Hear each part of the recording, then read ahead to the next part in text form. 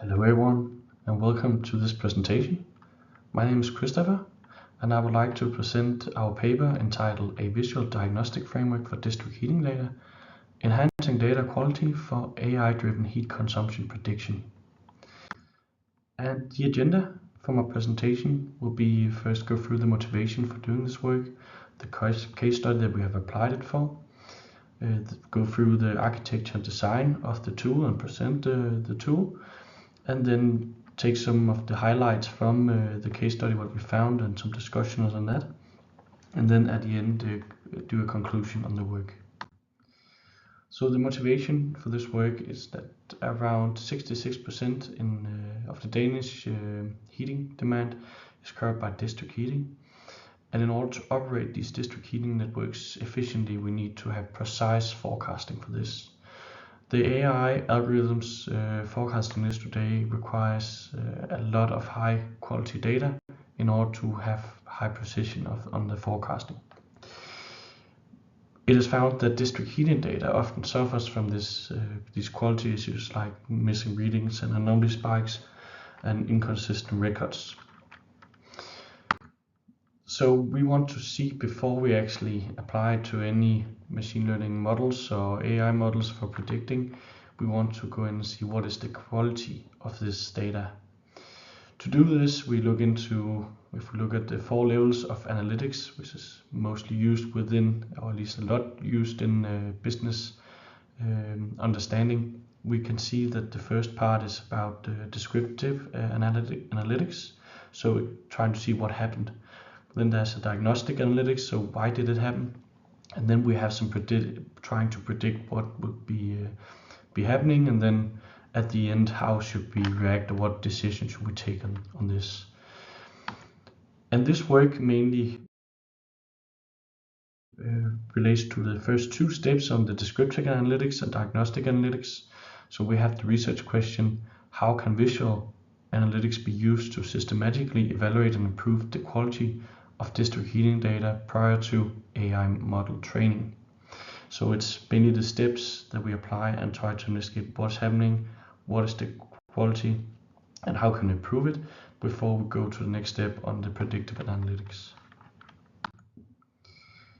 So for the case study, we look at district heating data in Denmark, more specific on the triangle area. On the map here you can see the blue areas is where we have district heating in Denmark, and they are mostly visible in the larger cities. But again, we have got from a Danish utility company in the triangle area, so we got data that has 7 columns with 173 million rows, which the CSV file we received is around these 13.7 gigabytes. So we have a huge file which we need to consider when we need going through and analyze the data. And then we also got some data from a central register of buildings and dwellings called BVR. So we are able to map the district heating meter together with the building that is attached to. So what is the construction year, and how large is it, and so on. So the simple architecture of the pipeline here, we have some data that's collected. How the tool is receiving currently is simply taking a fixed file, and that's also how we got it right now. So we got as for instance a CSV file. Then we do some data processing. Here we use DuckDB to do this lazy evaluation, so we do not just load everything into memory right away. And then the larger computational processes we save as a Parquet file, so they are fast and efficient to read again when we reinitialize the tool for the same data set. And then we use a tool called Dash for doing the dashboard part of the tool. So we have the layout part, and then we have the interaction part of it, so what they call callbacks. And then I have a different module for generating the different graphs. And then at the end we have a web-based interactive dashboard application to investigate the data quality.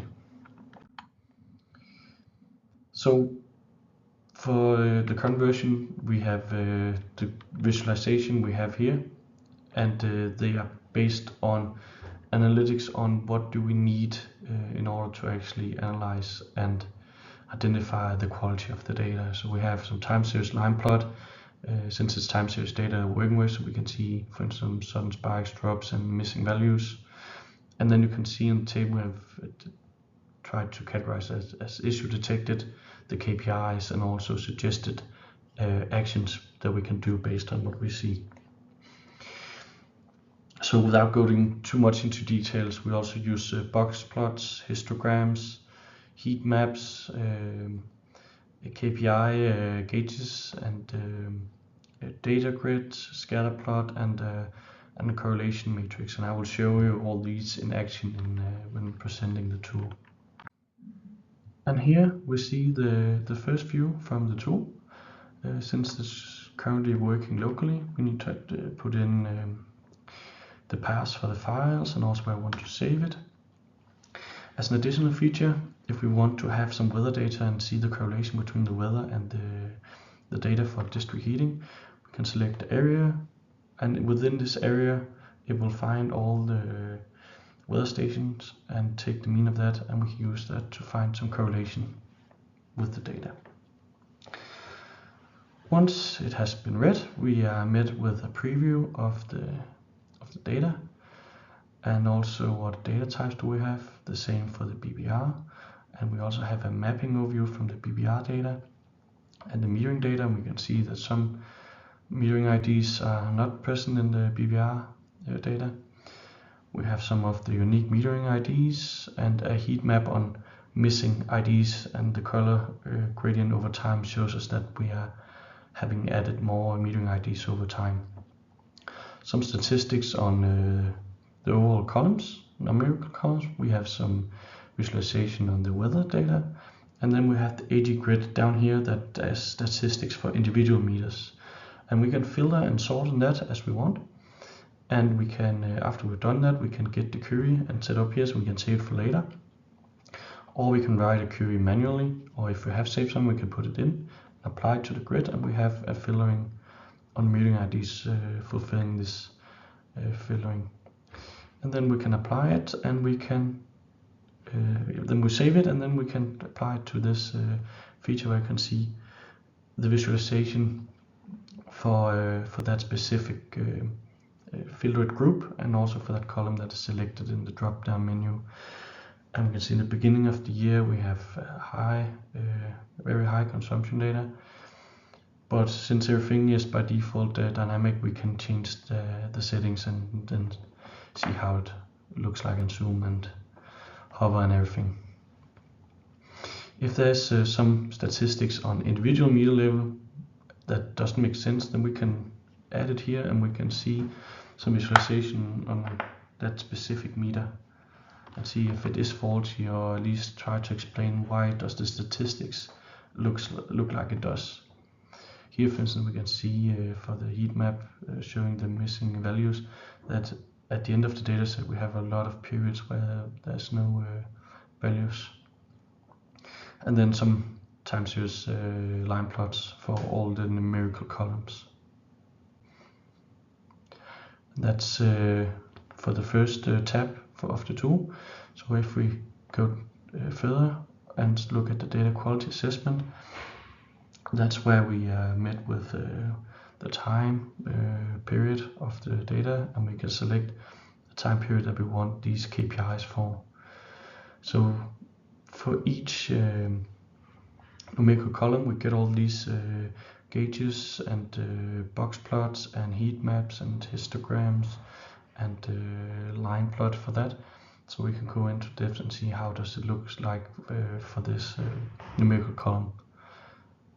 And that has been, as I said, done for all the numerical columns. So we have all these, and all the plots are dynamic, so we can zoom, hover, and really go into details with that.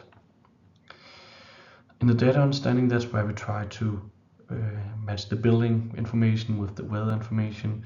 So we have a correlation matrix of of a Pearson and Spearman, and here for instance we could see that the mean temperature has some kind of relation with the forward temperature, and then we go to the scatter plot, select those, and we're able to see the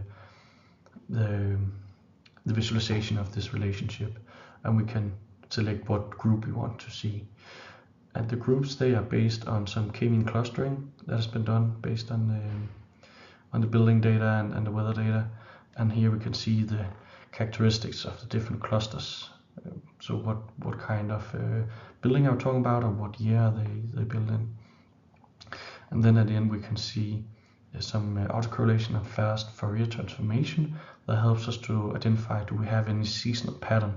And here for instance we can see a spike at 12 and 24, which indicates that we have some pattern on half and full daily basis. And that is also done for all the numerical columns. So that was the tool quickly explained. And the highlights from this case study is found to be, we have some issues with the measurement precision. We saw that the values for the unit for the energy was in megawatt hours, but many of the consumers are residential households and it's on hourly basis, so the numbers are very, very small, and that might potentially be reasons why we at some points during summer see missing values. And we have a lot of outliers and missing values that need to be treated, and the data quality challenges really challenges the value that we can get out of the data. So this is something that we need to look into. So the conclusion here is that we have developed this comprehensive framework for evaluating the data quality in AI-driven heat consumption prediction, and we have done that by bridging the gap between the raw smart meter data and machine learning pipelines. And here we use some human in the loop visual analytics, everything is designed to be open sourced and also transparent, scalable. And we're supporting also the data cleaning decision, and actually that would be part of the future of this tool, to include that right away, where you can go in and take some decisions on how to clean it based on what you just saw, and then it will be an iterative loop where you then reload the clean data and you can then evaluate the quality again, and then you have some kind of steps for how to clean it, and you can apply that to some automatic feature, in this case automatic data pipeline. And then we also are working on adding some large language model AI agent that helps the users to understand and put some text on what are we looking at, how should I understand and interpret this visualization. And that was it for my presentation. Thank you very much for your attention, and if you have any questions, feel free to reach out. I provide some contact information here. Thanks.